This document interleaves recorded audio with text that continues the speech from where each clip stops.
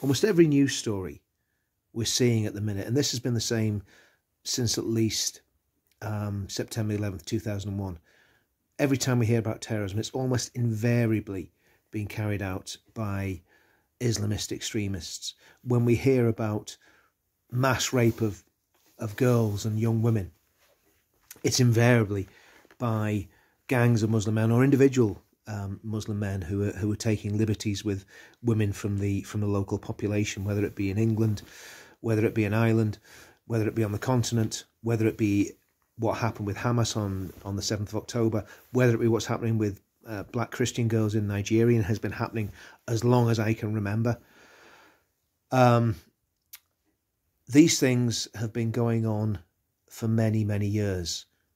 The UK, the grooming or the rape scandal in the United Kingdom has been going on since the 1970s. I knew about it when I was in secondary school in the early 80s. And some of the offspring of the rape gangs then were in school in my class. So that shows it's, we're talking late 60s. Long time. We knew back in the 70s and the 80s that there was a Pakistani mafia that was involved in dealing heroin, dealing drugs. Now, that was when the Muslim population of the UK was fairly small.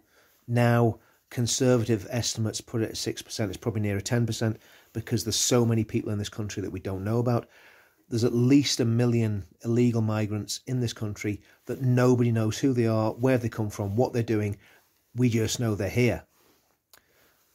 So that's the criminal element, of what's going on at the minute.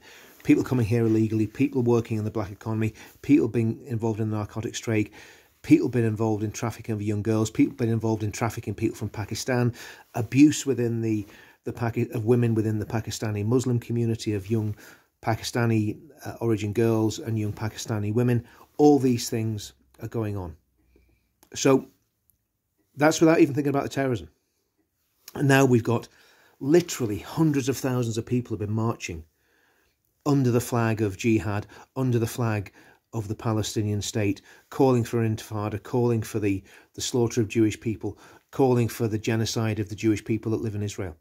It's been going on since the 7th of October, since way before Israel ever set foot back in the Gaza Strip in response to those heinous acts that happened on the 7th of October.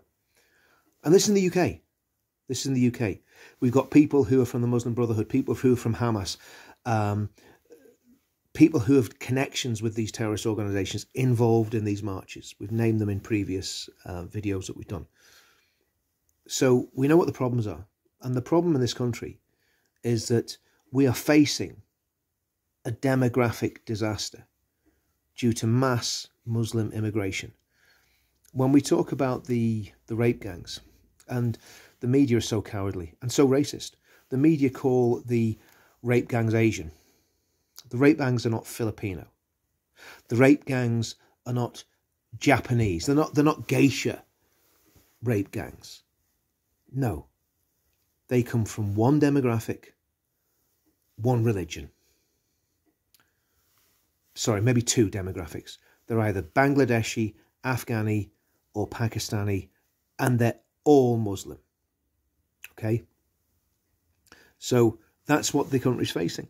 It's facing an epidemic of terrorism, of crime, of drug dealing, and of the abuse of young girls in England. Now, that's taken away from the stress that mass immigration, mass unchecked illegal and legal immigration is putting on the health service, housing, schooling, education, jobs, etc., etc., etc. Taxation. You can just go on for ad infinitum. So those are the problems. And the question's a very simple question. What's the solution? We know what the problems are. What is the solution? Well, let me give 6 ideas to just kick about. And these are ideas that no political party will go anywhere near because they haven't got the guts to do it. And those parties that have got the guts to do it are not getting any traction for one reason or another. Okay?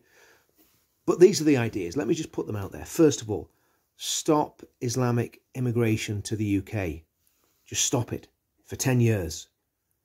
You can review it in 10 years if you want, but I think it'll make such a difference in 10 years that that people won't want it to start again. And the next one's just deportation, deportation, deportation, deportation. Deport all illegal immigrants.